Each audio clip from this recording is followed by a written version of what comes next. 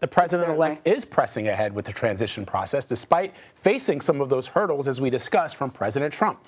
Here's the news. He's chosen longtime advisor Ron Klain as his White House chief of staff.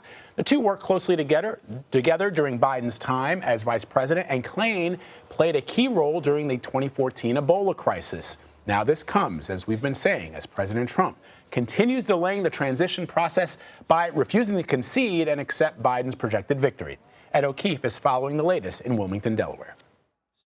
Mr. Biden's pick of Ron Klain shows that he's emphasizing Washington experience and experience managing other global health crises as he starts to put his White House team together. Ron Klain has decades of experience working alongside the president-elect and in several Democratic presidential administrations. 4 months ago, I made this video. Seen here in this campaign video earlier this year, Ron Klain explains the Biden plan to tackle coronavirus. The Biden plan starts with fixing Trump's testing fiasco. He'd make sure that all Americans have access to regular, reliable, and free testing. Picking Klain as his chief of staff, Mr. Biden shows the emphasis his administration plans to place on the pandemic. Klain served as the Ebola response coordinator during the 2014 outbreak. Klain earned praise across the Democratic Party. Senator Elizabeth Warren called him a superb choice. Congresswoman Alexandria Ocasio-Cortez called his pick encouraging. The president-elect honored veterans in Philadelphia Wednesday and is expected to announce other top staff and cabinet posts in the coming days. Biden ally Senator Bernie Sanders expressed interest in serving as labor secretary. If I had a portfolio that allowed me to stand up and fight for working families, would I do it? Yes, I would. But President Trump still shows no signs of conceding, and the General Services Administration responsible for overseeing the transition hasn't officially ascertained Mr. Biden as the winner. That means he isn't getting access to the presidential daily intelligence briefing. Oklahoma Republican Senator James Lankford said he would push the administration if Mr. Biden isn't given access to the briefings by the end of the week. So that regardless of the outcome of the election, whichever way that it goes, people can be ready for that actual task. Meanwhile, President Trump made his own Veterans Day stop at Arlington National Cemetery, his first public appearance in nearly a week. The president continues to falsely claim he will win the election and has been tweeting discredited claims of vote fraud, including this video of elections officials collecting ballots from a drop box in Los Angeles County the day after the election. Are you guys official election guys? But the Los Angeles County registrar tweeted they were legally cast ballots collected and processed by authorized elections officials in accordance with the California Elections Code. As President Trump continues to file lawsuits and make unfounded claims of voter fraud, Joe Biden's lead continues to grow. He's up by about 14,000 votes in Georgia, where officials are set to begin a hand recount of every vote cast. But it's not expected to significantly alter Biden's lead. Anne-Marie? Ed, thank you so much. For more on this, let's bring in Catherine Dunn Tempest. She's a senior fellow at University of Virginia's Miller Center. So, Catherine, one of the areas that you really focus on in terms of your research is White House transitions and administrations, and you've been taking a closer look at this tradition over the years. So, Vlad earlier brought up some specific concerns about national security, but before we get into that, I just want to ask you to sort of give me your broad take on what we are witnessing right now. Have you seen anything similar before?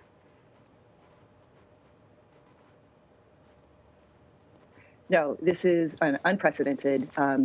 It is basically shattering a norm that's existed for 220 years, where the loser of the election concedes and congratulates the winner, and then they move on to the transition. So this is highly unusual. So, Catherine, this refusal by the President of the United States to concede is preventing Biden's team from accessing certain resources and intelligence briefings from the federal government. As I mentioned earlier, the President of the United States doesn't have to concede. It's just tradition. It's the gentlemanly thing to do. But he could leave the White House and never concede, and President-elect Biden, by the Constitution, would become the president noon on January 20th. The question, of course, is how this will impact national security, how this will impact the readiness of the president-elect and his team on day one. Well, I think it's very important in regard to national security.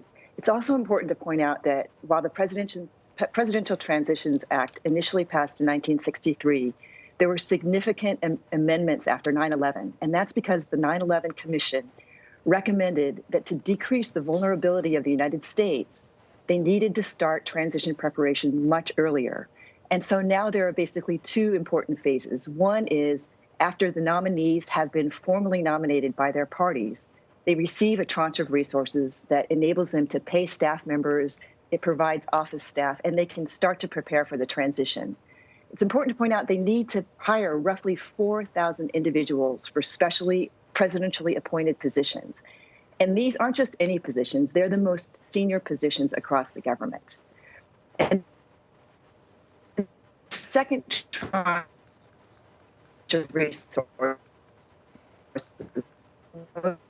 set of resources, and at that point, they not only get more money to pay staff members and more office space, but they get access to senior members in all of the different departments and agencies. They get access to the reports that these people, these civil servants in the departments have been preparing for the last 6 or 7 months. And the president-elect would start to receive what's called the presidential daily brief, which is the intelligence briefing. Without all of that, a president who's being sworn in on January 20th has no sense of what the big crises are at the moment, or has a sense of the various national security issues that he will have to face, just hours after he's sworn in. So it can be problematic. And again, it flies in the face of the recommendations of the 9/11 Commission. So, Catherine, I don't know if it's happening for other people, but you're breaking up just a little bit. I just want to acknowledge that, at least for me. Okay. So I'm going to file this under just a little awkward. While the President Trump, has told the American people that he won the election if the legal ballots are counted and not the illegal ones, heads of state from around the world are already congratulating Joe Biden on his projected victory. But these phone calls and all this outreach, it's happening without the help of the State Department. What would have normally have been happening, during this period of time when world leaders are reaching out to the projected winner? What role would the State Department play? And, what are the implications of not having someone from the State Department there with him?